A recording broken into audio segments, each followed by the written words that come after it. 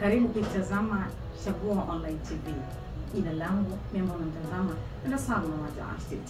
Leo kuna jambo nataka nikufahamishe. Kuna wakati tulikuwa tunapitia magumu, maumivu, vidonda vya moyo, vidonda vya mwili, maradhi mbalimbali. Kwa nini tunapitia hayo? Tunapitia hayo pengine kwa ajili ya kesho iliyo bora ama kwa ajili ya kesho iliyo imara. Leo nataka nikufahamishe njia bora ya kuponya maumivu yako. Njia bora ya kuponya maumivu yako. Unajua ni kitu gani?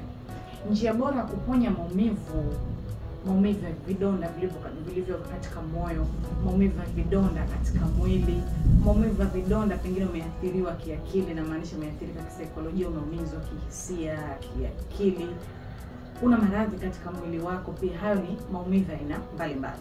Njia bora ya kuponya maumivu ya aina kadha ni kuyakubali hayo maumivu. Ukiyakubali maumivu ni hatua ya kwanza, umeponya maumivu. Yakubali, halafu hatua nyingine ya pili na ya mwisho, kuna muda ukifika kila kitu kitakuwa sawa. Kama pengine ulipata maumivu ya mapenzi, umeachwa, ukiyakubali alafu kuna muda ukifika utaona cha kawaida. Ama pengine ulimwacha mtu ambaye unampenda, kuna muda ukifika jambo litakuwa sawa.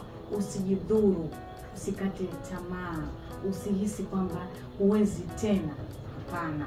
Kwa hivyo zingatia hili. Kama una maumivu, una majeraha katika moyo, una majeraha katika mwili, umeenda kukutana na daktari akwambia una changamoto 1, 2, 3, jitahidi kukubali hayo maumivu, kwa sababu ndio njia bora na pekee ambayo itakusababisha uweze kusurvive.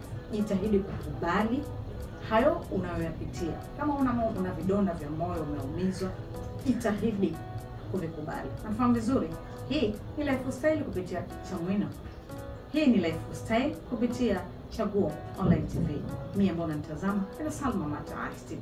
Asante kwa kunitazama, endelea kusubscribe na kuendelea kufuatilia zaidi. Bye bye.